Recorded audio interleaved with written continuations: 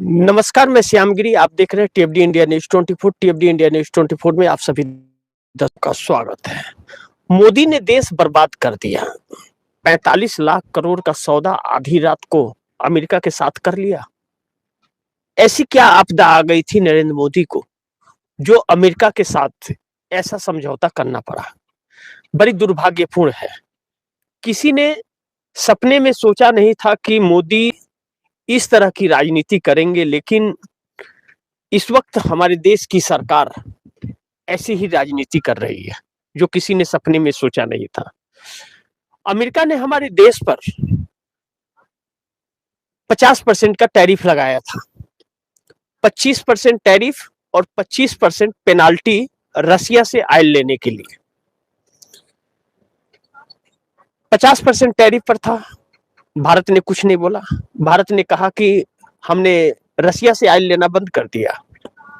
आप दर्शक चौंक जाएंगे, आपकी रातों की नींद उड़ जाएगी जो खबर मैं बताने वाला हूं। कल पार्लियामेंट के अंदर जिस तरह से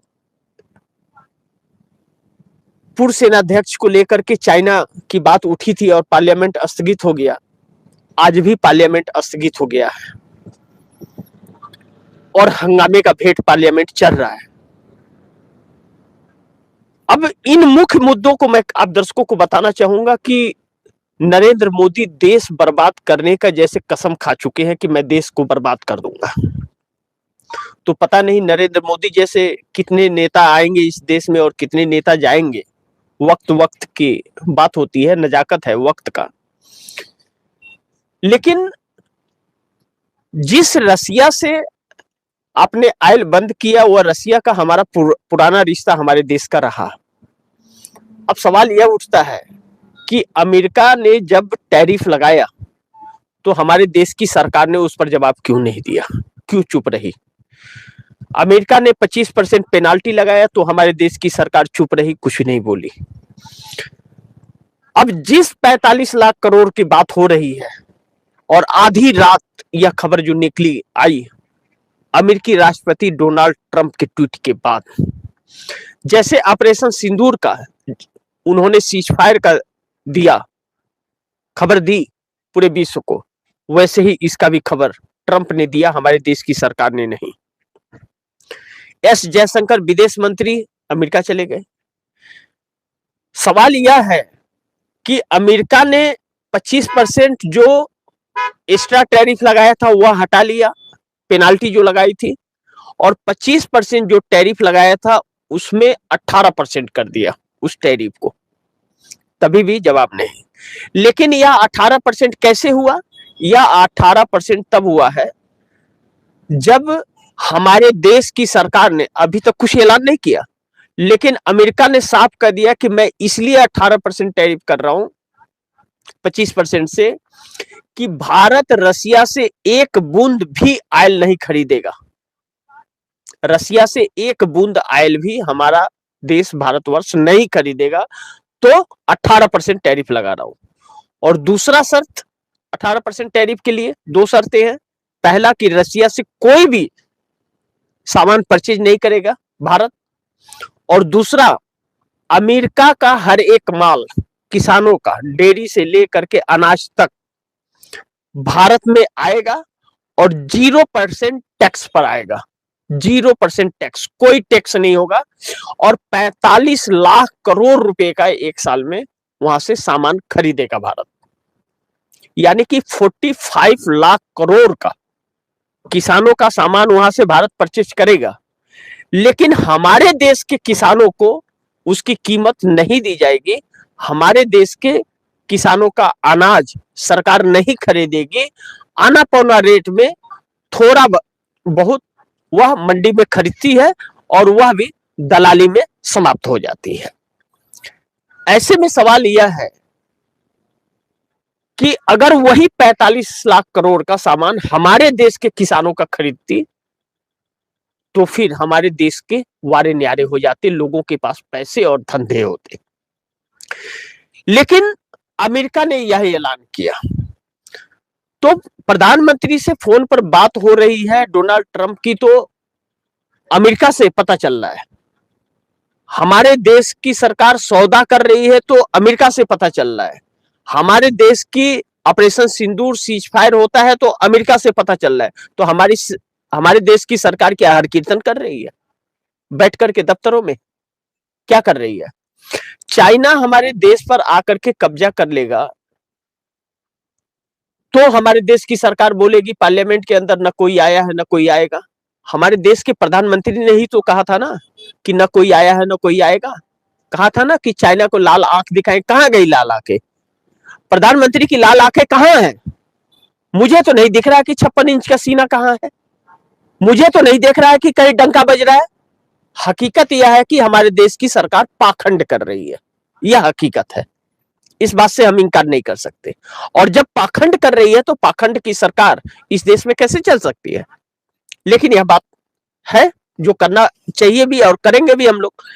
लेकिन दूसरी चीज जो बड़ी महत्वपूर्ण है कि पार्लियामेंट के अंदर जो परिस्थितियां बनी, जो स्थितियां बनी पूर्व सेनाध्यक्ष नरवणे को लेकर के, उन्होंने जो कहा कि चाइना का टैंक हमारे बॉर्डर के अंदर था और हमसे 500 मीटर की दूरी भी थी और सरकार ने 2.5 घंटे का वक्त लगा दिया निर्णय लेने में कि क्या करे और न करे, और सेनाध्यक्ष को बोला कि आपको जो करना है कर लीजिए, जो अच्छा समझ रहे कीजिए। यानी कि 2.5 घंटे तक सेना हमारी जूझती रही। एक गोली चलाने का आदेश हमारे देश की सरकार नहीं दे रही है और हमारी सरकार कह रही है कि 56 इंच का सीना है, डंका बज रहा है। यह बात कह रही है सरकार हमारी, जो एक निर्णय नहीं ले सकती है, सेना का जान खतरे में डाल रही है। यह परिस्थितियां जो बन रही है वह चिंताजनक है। हजारों स्क्वायर किलोमीटर की जमीन चाइना ने कब्जा कर लिया। सुब्रमण्यम स्वामी ने भी यह बात कही। पिछले कार्यक्रम में भी मैंने आप दर्शकों को, कई कार्यक्रमों में मैंने यह बताया है आप दर्शकों को कि 4000 स्क्वायर किलोमीटर के आसपास की जमीन चाइना ने कब्जा किया है। सोनम वांगचुक यही सब बातें तो उठा रहे थे, तो फिर सरकार ने उनके ऊपर देशद्रोह का मुकदमा लगा करके जोधपुर जेल में बंद कर दिया। किसी के ऊपर भी देशद्रोह लगा देती है सरकार, लेकिन सरकार ने जो देशद्रोह का काम किया है उसको कौन सजा देगा? और अब जब हमारे पूर्व सेनाध्यक्ष ने यह एक चर्चा होनी चाहिए ना पार्लियामेंट के अंदर, तो सरकार क्यों भाग रही है? रक्षा मंत्री हमारे देश के, विदेश मंत्री हमारे देश के, गृह मंत्री, प्रधानमंत्री क्यों भाग रहे हैं इससे? रीजन क्या है, वजह क्या है इसका भागने का? क्यों नहीं जवाब देते? क्यों अमेरिका के सामने झुका हमारा देश? यह एक अहम सवाल उठ खड़ा हुआ है। अब जो 45 लाख करोड़ का सौदा अमेरिका के साथ हमारे देश की सरकार ने किया है, आने वाले दिन में किसान को भी सड़क पर फिर आना पड़ेगा। एक बार 3 कृषि कानून से 13 महीने तक किसान आंदोलित थे और सड़क पर थे, और अब फिर अमेरिका का माल हमारे मार्केट में उतार करके हमारे लोगों का सामान तो बिक नहीं रहा है और अमेरिका का सामान खरीदने के लिए इस देश को मजबूर किया जा रहा है। और हमारा यहां से जो सामान जाएगा अमेरिका में, हमारे किसानों का सामान जो जाएगा, बासमती चावल हुआ और भी बहुत सारे हैं, सी फूड्स हुए और भी बहुत सारी चीज हैं, उस पर 18% का टैक्स लगाएगा। तो फायदा हमारा है या उसका है? और दूसरी चीज, तेल जो रसिया से हम नहीं लेंगे, ईरान से नहीं लेंगे, इसका फैसला अमेरिका करने वाला कौन होता है? हमारे देश में सरकार नहीं है क्या? और दूसरी चीज कि अमेरिका कह रहा है कि वेनेजुएला से, क्या अमेरिका से ऑयल खरीदना पड़ेगा भारत को? यह सारे कंडीशन के बावजूद 18% टैक्स लगाएगा। हम 2 रुपये ट्रांसपोर्ट पर जो हमारा काम हो रहा है, उस काम को हम 10 रुपया ट्रांसपोर्ट पर क्यों काम करेंगे? वह जो ऑयल का रेट भी महंगा और उसका ट्रांसपोर्टिंग भी महंगा, हमारे देश में महंगा बिकेगा भी, वह टैक्स भी लेगा, तो फिर हम उससे क्यों कारोबार करें? लेकिन यह नरेंद्र मोदी की सरकार झुक रही है। नरेंद्र मोदी सरकार झुकने का तात्पर्य यह है कि नरेंद्र मोदी सरकार का कोई बहुत बड़ा राज ट्रंप के पास में है। इस बात से इनकार नहीं किया जा सकता, जिसकी वजह से नरेंद्र मोदी झुक रहे हैं। अब दूसरी चीज जो बड़ी महत्वपूर्ण मैं कहने जा रहा हूं आप दर्शकों के लिए, बहुत जरूरी है। हमारे देश के पूर्व वित्त मंत्री यशवंत सिन्हा, जो अटल बिहारी वाजपेयी की सरकार में, भाजपा के ही सरकार में वित्त मंत्री थे, विदेश मंत्री भी रह चुके, उन्होंने भी अपने कई इंटरव्यू के अंदर, आधिकारिक खबर है यह, कई इंटरव्यू के अंदर, कई चैनलों पर इंटरव्यू के अंदर, कई सोशल मीडिया पर इंटरव्यू के अंदर उन्होंने यह कहा है कि नरेंद्र मोदी के जीवन का बहुत बड़ा कोई राज ट्रंप के पास में है, जिसके वजह से नरेंद्र मोदी जो भी ट्रंप बोलेंगे वह करेंगे, और यह परिस्थिति है तो चिंताजनक है। इस बीच एप्स्टीन फाइल का, जेफरी एप्स्टीन फाइल का जो मुद्दा आया कि कैरेक्टर ढीला, चरित्रहीनता का, यह आया। अब तो उसमें कई लोगों के नाम आ गए हैं। हमारे देश की सरकार के कैबिनेट मंत्री का नाम आ गया है, नरेंद्र मोदी का नाम आ गया है, अनिल अंबानी का नाम आ गया है, क्रिकेटर महान के नाम आ गया है, महान क्रिकेटर है ना, भगवान कहे जाते, उनके नाम आ गए हैं, और कई लोगों के नाम है। तो अब सरकार क्या कहेगी? इसको सरकार बकवास बताती है। तो बकवास बताती है तो अमेरिका के ऊपर, अमेरिका गवर्नमेंट के ऊपर केस करे कि उसने यह सार्वजनिक क्यों की? यह तो हिम्मत है नहीं। अब इसका एक तोड़ है कि गौतम अडानी के ऊपर शिकंजा अमेरिका का कसा हुआ है। अब कुछ लोगों का मानना यह भी है कि हमारे देश की सरकार गौतम अडानी को बचाने के लिए इस देश को दांव पर अमेरिका के सामने लगा रही है, और अमेरिका के हर शर्तों को मानने के लिए मजबूर है। लेकिन उससे भी बड़ी चीज नरेंद्र मोदी के जीवन का कोई राज जो अमेरिका के पास है, और अगर नहीं है तो हमारे देश की सरकार ने यह क्यों नहीं पार्लियामेंट में कहा कि हम अमेरिका से इतना सौदा करेंगे, और हम वो माल हमारे मार्केट में आएगा तो उसके फायदे क्या होंगे, और हमारा माल जाएगा तो वह टैक्स क्यों लेगा? कोई बैठक नहीं हुई, कोई इस पर चर्चा नहीं हुई है। तो अमेरिका जो यह ऐलान कर रहा है और हमारे देश की सरकार कर रही है, ऐलान करते ही हमारे देश के विदेश मंत्री रवाना हो गए, तो पैसे क्या पप्पा के घर से ला रहे हैं क्या लोग घूमने के लिए अमेरिका? पैसे पप्पा के घर से ला रहे हैं क्या? अब बड़ी महत्वपूर्ण है, अब इन सब बातों को पार्लियामेंट के अंदर उठाया जा रहा है, चाइना के मुद्दे को और अमेरिका के मुद्दे को, पाकिस्तान के मुद्दे को, पुलवामा के मुद्दे को, पहलगाम के मुद्दे को। यह सारी चीजें उस वक्त तक नहीं सुलझ सकती जब तक यह सरकार न जाए, इसकी जांच नहीं हो सकती। नरवणे का जो लेख पत्रिका में छपा है, वह लेख चीख चीख करके पूर्व सेनाध्यक्ष का लेख यह कह रहा है कि हमारे देश की सरकार ने हमारे देश की जमीन के लिए चाइना से सौदा कर लिया है। इसका मतलब क्यों? अगर नहीं सेना को आदेश देती है जंग के लिए, जबकि हमारे देश की सेना विश्व की चौथी शक्तिशाली सेना है, कोई ताकतवर है, उसकी जीडीपी ज्यादा है, तो क्या हम अपना घर उसे लुटा देंगे? हम अपने घर बचाने के लिए कुछ कोशिश नहीं करेंगे? क्या हमारे देश की सेना जो जाबाज सेना है, विश्व की चौथी शक्तिशाली सेना है, उसे यह सरकार कायर बनाना चाहती है, सेना को बदनाम कर रही है और खुद अपनी नाकामियों को छिपा रही है? यह चर्चा नहीं होनी चाहिए, और इस पर सवाल हो तो पार्लियामेंट को स्थगित कर दो। सरकार अपनी मर्जी से पार्लियामेंट चलाएगी या संविधान के तौर अधिकार से चलाएगी?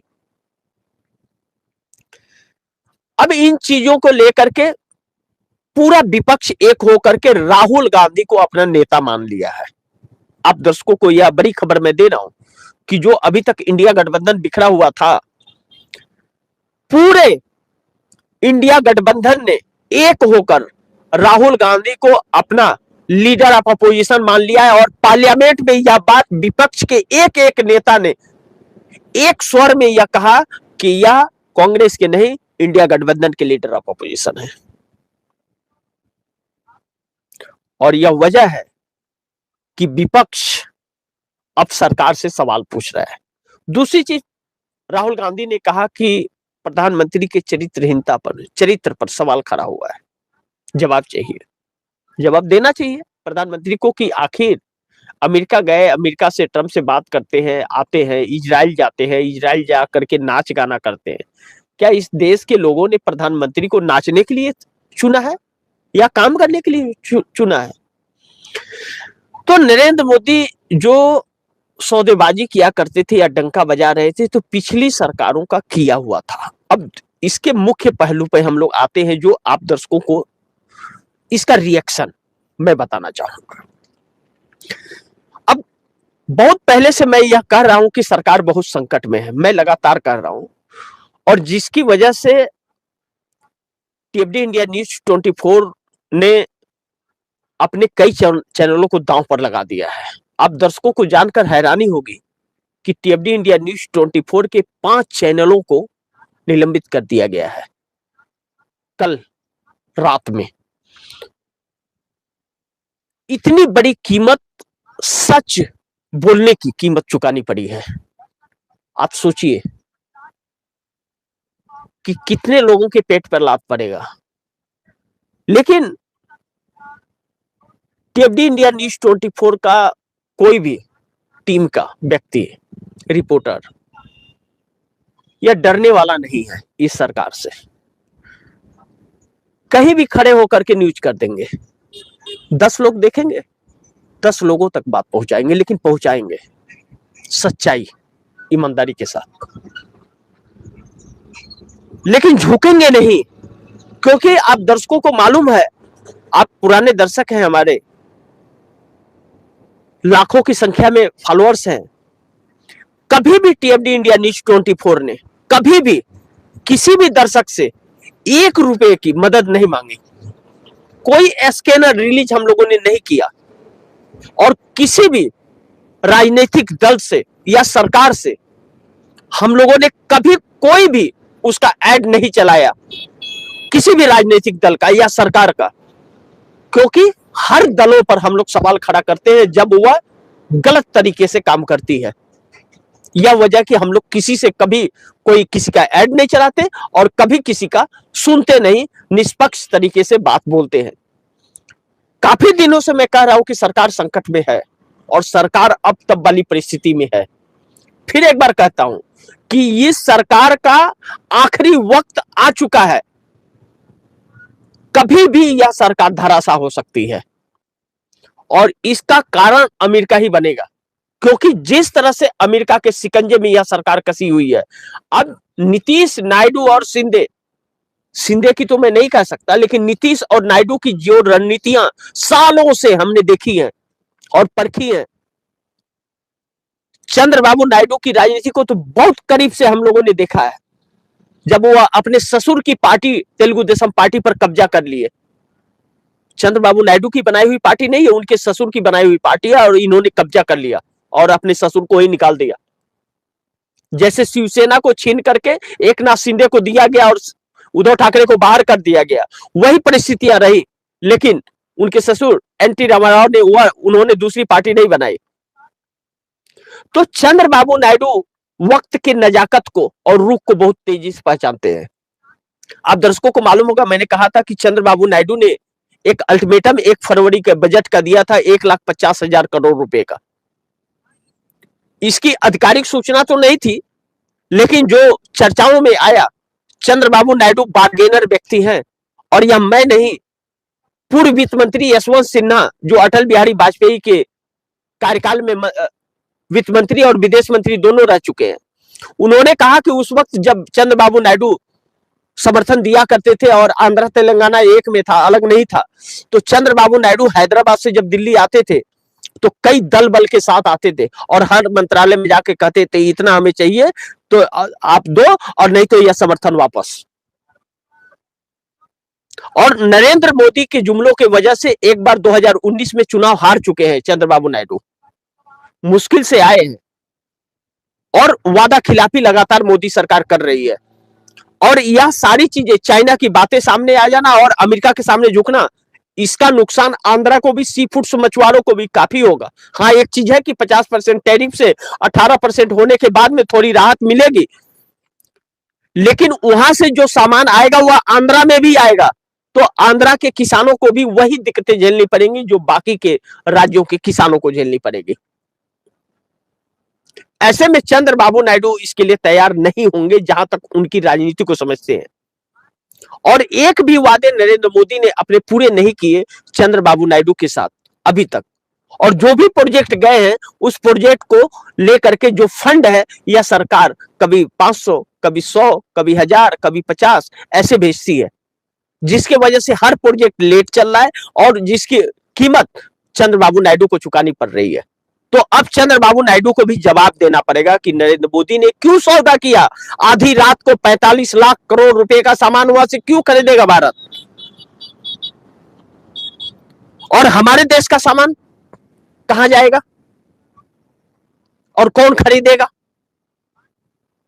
तो यह सरकार बहुत बुरी तरह से घिर गई है और ऐसी फंसी है कि इस सरकार को बचने का कोई रास्ता नहीं मिल रहा है। अब विपक्ष हमलावर है और विपक्ष जिस तरह से हमलावर है, इस सरकार की सांसें फूली हुई हैं, भाग खड़ी हुई है सरकार पार्लियामेंट से और बार बार स्थगित हो रहा है। और ओम बिरला भी अपने चेयर पर बैठने की हिम्मत नहीं दिखा पा रहे क्योंकि उनके पास भी जवाब नहीं है और विपक्ष को रोक नहीं पा रहे। राष्ट्रपति के संबोधन के बाद जब साल की शुरुआत होती है तो पहले राष्ट्रपति का अभिभाषण होता है, उसके ऊपर चर्चा होती है, उसके बाद कार्यवाही सदन की चालू होती है। लेकिन राष्ट्रपति के अभिभाषण के बाद अभी तक उस पर चर्चा नहीं हो पाई क्योंकि पेच फंस गया और मोदी सरकार ने सपने में भी नहीं सोचा था कि ऐसी नौबत पार्लियामेंट सत्र के दौरान आ जाएगी। अब हमारे देश की सरकार से देश भी जवाब मांग रहा है और विपक्ष भी, और विपक्ष खुलेआम एकजुट होकर के सरकार से जवाब मांग रहा है। देखते हैं आगे क्या होता है। जो भी होगा खबरें आप दर्शकों तक लाते रहूंगा, लेकिन आप दर्शकों की क्या राय है, क्या सुझाव है, कमेंट बॉक्स में जरूर दीजिएगा। और गुजारिश करूंगा इस खबर को ज्यादा से ज्यादा शेयर कीजिए, अपने दोस्तों को भी कहिएगा शेयर करें। आपने अगर टीएफडी इंडिया न्यूज 24 को सब्सक्राइब नहीं किया, सब्सक्राइब कर लीजिएगा, अपने दोस्तों को भी कहिएगा सब्सक्राइब करें। फिर होगी मुलाकात अगली खबर के साथ, तब तक के लिए नमस्कार।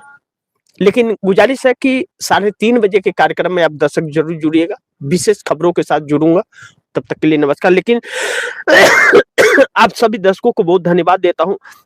मोहम्मद यूनुस भाई आपको बहुत धन्यवाद, मोहम्मद आलम भाई को बहुत धन्यवाद देता हूं, जाहिद आलम भाई को बहुत बहुत धन्यवाद, अतीक खान भाई को बहुत धन्यवाद, मलखान सिंह भाई आपको बहुत बहुत धन्यवाद है, और शिव प्रकाश सोनी जी आपको बहुत बहुत धन्यवाद है कि आपने जो कमेंट लिखा है। शिव प्रकाश सोनी भाई ने लिखा है कि हरि कीर्तन करने लायक भी नहीं है यह लोग, यह सरकार हर कीर्तन करने लायक भी नहीं बची है, जो सोनी भाई ने लिखा है। सैल्यूट करता हूं सोनी भाई को। और खान आदिवर ना विजय नारायण को बहुत बहुत धन्यवाद देता हूं। जनार्दन गौतम भाई आपको बहुत बहुत धन्यवाद है लाइव कार्यक्रम में जुड़ने के लिए। किशोर साहू भाई को और कृष्णानंद गिरी जी को बहुत बहुत धन्यवाद देता हूं। अग्नु राजभर भी आपको बहुत धन्यवाद है। जोगिंदर यादव भाई को बहुत बहुत धन्यवाद। फिरोज आलम भाई आपको बहुत बहुत धन्यवाद देता हूँ लाइव कार्यक्रम में जुड़ने के लिए। और गेमिंग टेक्नो आशीष भाई को भी बहुत बहुत धन्यवाद है। और MK डुमका जी को बहुत बहुत धन्यवाद लाइव कार्यक्रम में जुड़ने के लिए। राणा गौतम भाई आपको बहुत बहुत धन्यवाद देता हूँ कि लाइव कार्यक्रम में आप लोग जुड़े और अपना प्यार दिया। लेकिन अब वक्त आ गया है, आखिरी शब्द यह कहूंगा कि वक्त आ गया है कि देश एक हो और देश इन नेताओं से सवाल करे, नहीं तो बहुत बुरा वक्त आने वाला है। रोजगार तो भूल जाइए, खाने के लाले पड़ने वाले हैं। इस देश को बर्बाद कर दिया है इस सरकार ने। इसीलिए मैंने यह हेडिंग दिया कि मोदी ने देश बर्बाद किया, 45 लाख करोड़ का सौदा अमेरिका के साथ आधी रात किया। तो अब दर्शक अब अलर्ट हो जाइए, अब अंधभक्ति का वक्त नहीं रहा। अब देश और लोकतंत्र को बचाने की, लोकतंत्र रहेगा, संविधान रहेगा तो आप रहेंगे और देश रहेगा और हमारी आवाज रहेगी, अन्यथा नहीं। तो टीएफडी इंडिया न्यूज 24 तो लगातार इसकी कीमत चुका रहा है, कई सालों से कीमत चुका रहा है। बीती रात भी 5 चैनलों को सस्पेंड करने होने के बाद चुका रहा है। और सच बोलने की यह कीमत, आप बहुत से दर्शकों में से लोग कहते थे कि आप जो बोल रहे हैं ऐसा है वैसा है, वही सच बोलने की कीमत है। इसी सच पर पर्दा डालना चाहती है यह सरकार। तो हर को माल बिकाऊ नहीं होता, और हम लोग ना झुके हैं और ना झुकेंगे, चाहे जो भी हो जाए। बाकी आप दर्शकों का साथ है, यह हम लोग का सौभाग्य है। तो मिलते हैं अगली खबर के साथ, तब तक के लिए नमस्कार।